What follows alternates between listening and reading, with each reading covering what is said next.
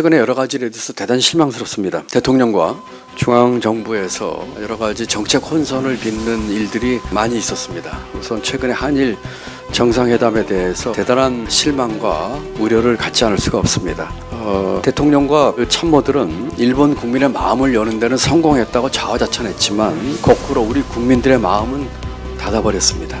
독도 문제나 위안부 문제가 만약에 논의가 됐다면 이것은 경악할 만한 일이 아닐 수가 없겠고, 또 후쿠시마 오염수 방류에 대해서는 언급이 있다고 하는데 도대체 우리 국민의 보건과 건강 관련 산업에 대한 우리 입장을 밝혔는지에 대해서도 심각한 우려를 갖게 됩니다. 우리 대한민국의 정체성과 대한민국이 지향하는 가치에 대해서 중심을 잡지 못한다는 생각을 들면서 노동시간 문제에 있어서도 지금 아시다시피 40시간 플러스 12시간 52시간인데 69시간 얘기가 나왔고 다시 60시간 얘기가 나왔고 도무지 종잡을 수 없게 정부에서 6번이나 여기에 대한 언급과 발표가 있었다고 합니다. 경기도에 수백만 노동자들이 있습니다.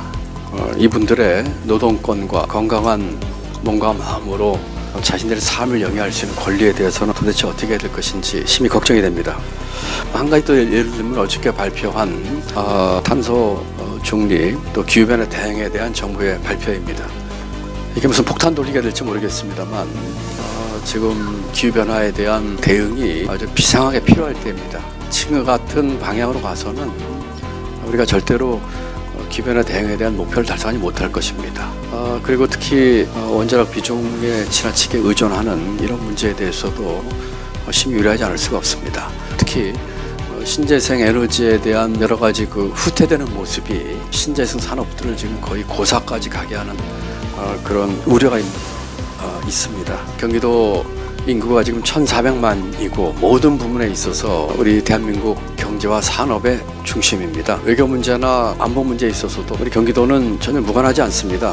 그렇기 때문에 대통령이나 중앙정부의 여러 가지 결정이 우리 경기도에 지대한 영향을 미치고 있고 그래서 우리가 관심을 안 가질 수가 없습니다. 대한민국 견인해야 될 경제와 산업의 중심의 광역자치도로서 이런 부분에 대해서 목소리를 내고 우리가 해야 할 일들을 분명히 해야 되겠다 하는 생각을 해봅니다.